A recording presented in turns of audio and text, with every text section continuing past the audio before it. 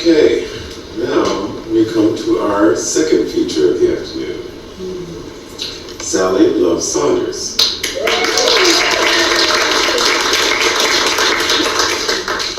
Sally wrote her first poem about the Northern Lights when she was in kindergarten. Now, 9,000 poems later, she has dedicated her life to encouraging people of all ages and cultural backgrounds to get in touch with their own poetic insides.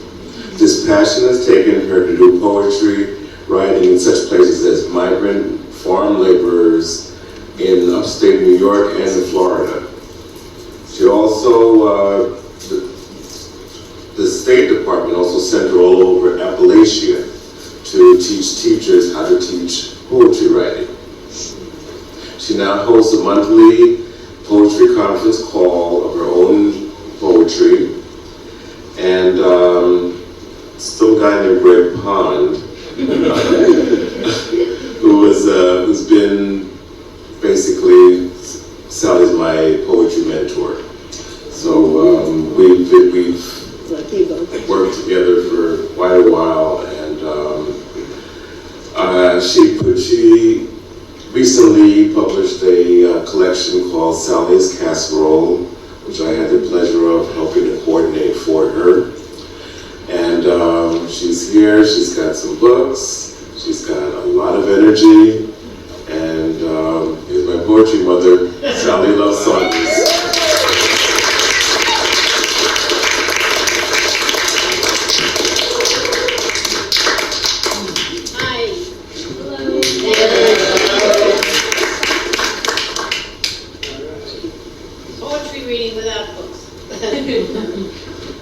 I have some books here if anybody wants them over there on the table. And I'm looking forward to today. All my poems want to come. But you know, the band would only hold just so many. And I wanted to start off with this one, Sally's Casserole, which Greg was the obstetrician for. Sally's Casserole without Greg. And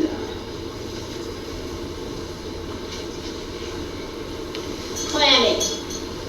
Oh, have I ever planned for today? Oh, I've been so excited. And now it's here. Oh, it's about to take off. So keep the door open. Don't keep the door shut. Stitch, stitch, stitch. So many stitches to hold my life together. Basting, planning, resetting, fittings. Daydreaming, turning slowly round in front of mirror. I think of a sewing machine that can stitch so fast. And I think of embroidery with patient, calm women when time is not the issue. My life, combining colors, seams so it will fit, so it will be smooth. I remember as a child making doll clothes. The pleasure was in the making, not in looking at the finished product. Yeah.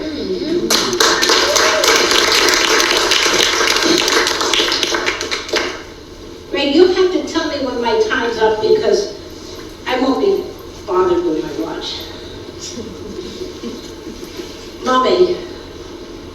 Mommy, I am you when you were me now.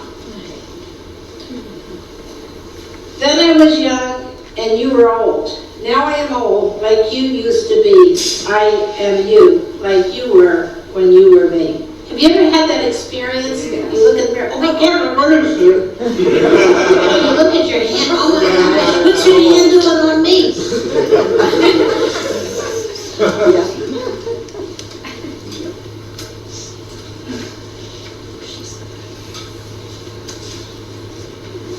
I can't keep up with myself. I can't keep up with myself. Can't keep up with myself. I say, well, I'll give a lecture, and then when the time comes, and it's up to it, I invite someone over, and when the evening comes, I want to do both. I want to do something totally different. I can't keep up with myself. My taller self goes ahead. The real younger me cannot keep up. I need my magnifying glass. my other eyes. Okay, here we go.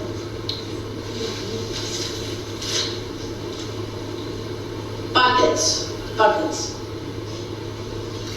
When I was 6 and I had a tin bucket that was colorful and rusty, it held sand but not water. Yet Bucket and I went to the beach daily to enjoy sun, water, and sand. Now I'm old. I have a make-believe bucket, a bucket list of all I want to do before I die. Before I kick the bucket, as when I was 6 and had a bucket, this bucket has holes, so sometimes what I put in it leaks out.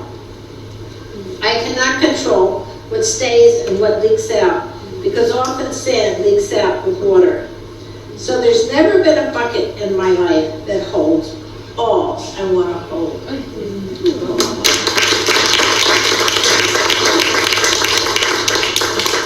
Here's another book that has some poems that I wanted to share with you.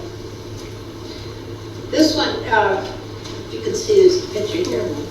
Patchwork Quilt Day. Today is a bits and pieces sewn together day. All those odd chores that need to be attended to are pieces sewn together with jagged stitches. Wash hair, see about shaky washer dryer, buy a raincoat. All such disjointed activities. My cousins made a beautiful patchwork quilt out of odd pieces of scrap material, so smoothly connected, creating an art piece that's hanging on the walls of an art gallery. And so my day, to make it an art piece of scraps and odds and ends of activities, creating the patchwork quilt of today. By the way, am I reading too fast? I'm off to the side.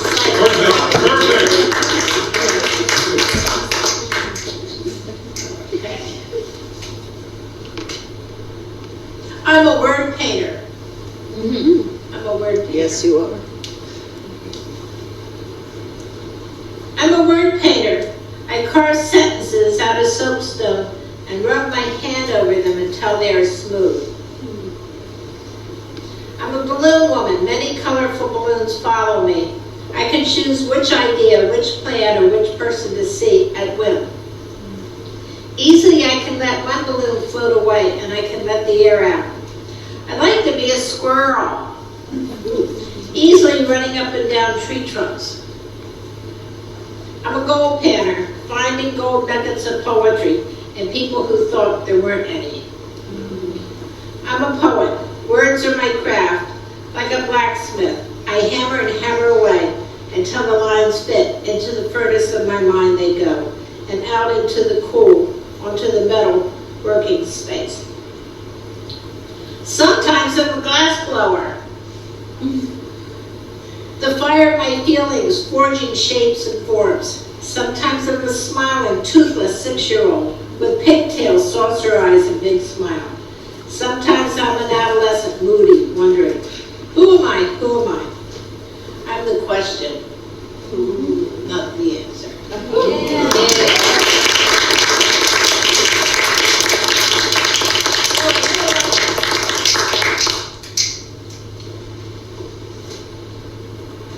Oh, I love writing about the moon. The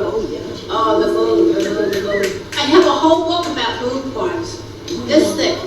Yeah. Full moon. It is 4 a.m. Very full moon is leading the whole world in spirituals. I can hear outside my window. Full moon, you are leading us in song. Bug eyes. Oh, yes. I hear. Now there is hushed silence, like only at a symphony hall before music begins. You are here listening, enjoying divine spirituals. The moon in its full bloom, perfect state, like a peacock with feathers full.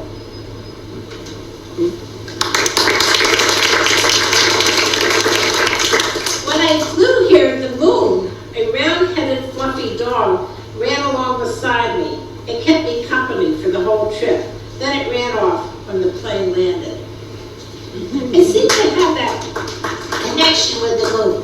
Often when I travel, there it is to greet me. Because you're a poet. When I was little, I used to say to my mother, jump up and down. She'd put me, we lived in a farmhouse where there was windows with crevices. And I just sit there and be with the moon. And she'd say, well, haven't you had enough moon time? No. Me and the moon want to be together. Go away.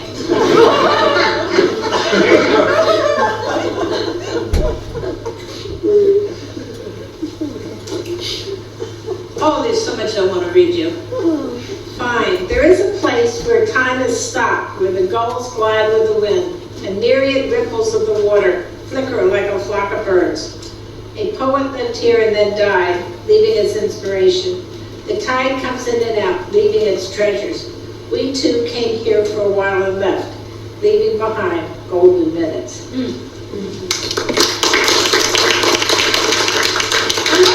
going to tell you, I have a email list called Live Poets. And if anybody wants to be on it, just give me your email address. Because there's for example, there's a Zoom program every 3 months for poets, for me and my friends. And so I want lots of people there, to share with the space for poetry. John Rowe runs it. I think, Michael, do you still have any flyers on it? Oh, good. What? Oh, okay, good. But I do different things at different times. If anybody wants to be on my email list, just give me your email address, please. The me nobody knows. The me nobody knows. Wears tall, high boots and walks horse-like dogs down Fifth Avenue, wearing huge dark glasses and exotic hats with long earrings and elevated shoes. The me nobody knows is skinny and tall and turns heads. The me nobody knows is a pipe dream.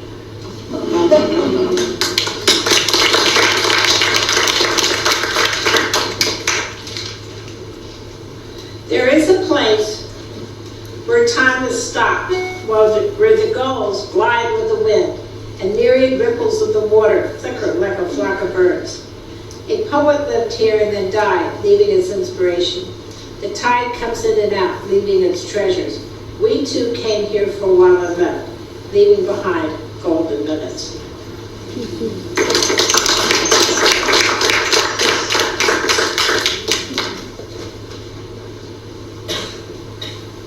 I spent most of my life, or a lot of my life, having fun going around to schools with children and getting them in touch with their own creativity.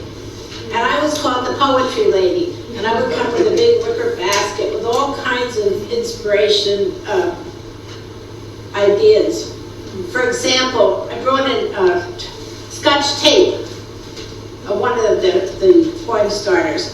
This little 3-year-old kid goes, "Oh, my mother uses that on her hair." And everybody starts laughing. And they all start writing about their mothers and the silly things that their mothers do from a third grader's point of view. And I just had so much fun doing that. In those days, I could just call up a school and say, "Hi, my name is Sally. Look, can I come do poetry?" "Sure, when do you want to come?" Now, you have to be fingerprinted. We have to do a background check on you. Oh my gosh, they've got so many things they have to do to find out if I'm going to be okay, and all I want to do is have fun with the kids. I'm glad I didn't have to have a background check to come in here today. Or fingerprinted. How much time do I have, Greg? I'm having a good time. Oh, you've got about another 6 minutes. How many? 6 minutes. Oh, good. I have no sense of time. I'm having so much fun up here. You're the best audience. Love being an aunt. I've got 55 nieces and nephews. I swear to God,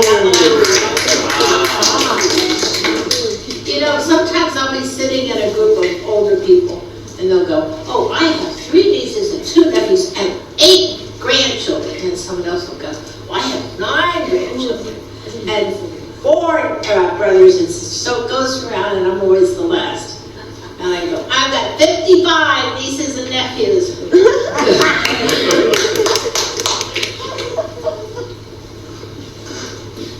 Love being an aunt. Love being an aunt many times to a tribe of nieces and nephews, and to great nieces and nephews. Being an aunt, I've enjoyed my nieces and nephews from the start, and like reading a good book, watch them emerge and flower. Love following their adventures and life stages. You know, some started off as serious adults. I'm not kidding. My nephew Terry, he used to sit in the corner with an anatomy book. Anatomy book, you know, when he was just a kid. What does he do now?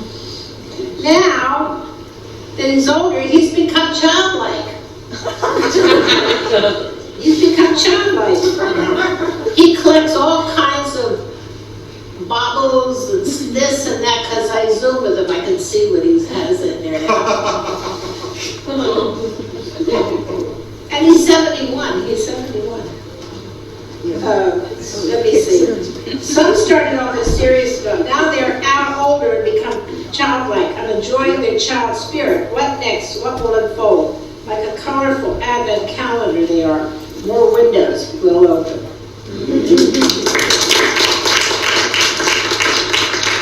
I have a spreadsheet of all my nieces and nephews.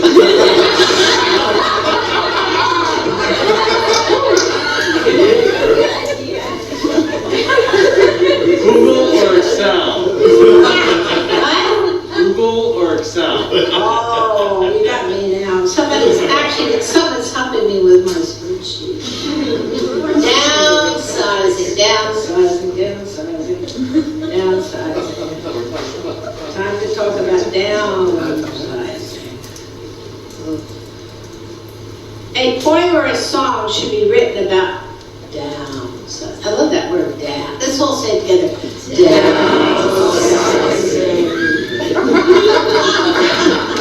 When I was a teenager, the buzzword was junior prom. Then it was talk about getting married and having babies. Now I'm in my 80s, and I have many friends there too. And what do we talk about now? Downsizing.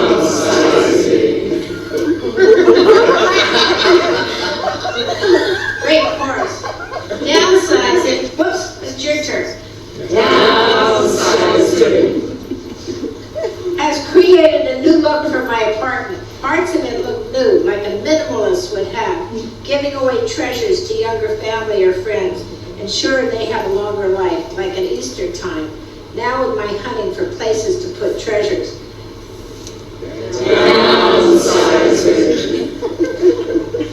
Has its own beat. First the music of act is slow, then it gets going and picks up speed. Downsizing. A song or a poem should be written about downsizing. Thank you. Thank you.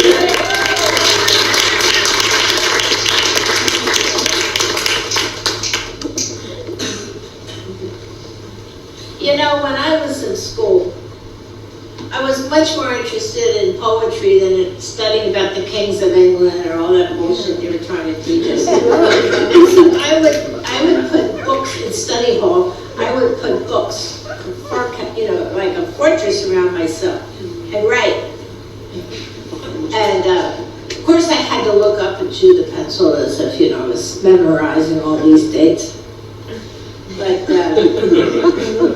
I had this was boarding school, and I had boxes of shoe boxes with my poetry in it. Because I would sneak out in the middle of the night, especially when there was moonlight night. And I learned if I took the back beans out of the closet, there was space back there where I could have my flashlights and write and eat chocolates. I had to keep them hidden, you know, because the counselor said to me, I think you've overdone this poetry thing. It's time for you to get professional, and when you go up, you get high heels, and you get married, and you go back and forth to the station, and you go to soccer games. I'd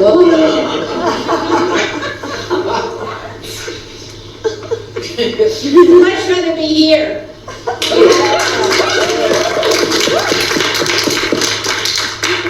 Me too. Thank you. I think I'll take potluck and see what comes up. Sometimes I am Sometimes I'm a blues writer, sometimes a blues singer, sometimes a blues sister who can't do anything but watch. It is these times that life is like a sad and empty stage. The lighting is good, the background music is slow and lonely, for life and I are one, sad, empty, and gray. Life is simple now, as only an artist can form. It is a single melody played on a single instrument. Thanks to my sorrows for it is then that I am a blues writer, a blues singer, and sometimes a blues exister who can do anything but watch. My words being company. You know what? Tell you something interesting. I'm going to go to Scotland. I'm going to get in a boat, and I'm going to go up and look at the geology and wild animals. So I thought, oh, I wonder if they have any poetry open mics there. Well, there's a poetry society called Sad Poet Society. Can you imagine such a thing? Yeah. I think I want to. What do you think? We'll cheer them right up. It takes 3 minutes for everybody. What? One more. Oh, I want to be stalling up here. Look, the next poem is 45 pages long. But it's just one poem. A rose petal.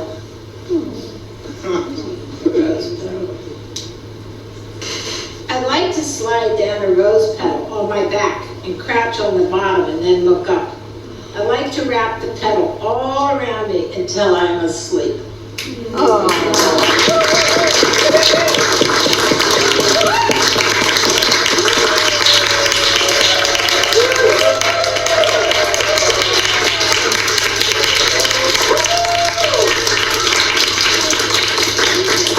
Thank you, Greg. Thank you, Clarion. Thank all of you so much. Thank you. Thank you.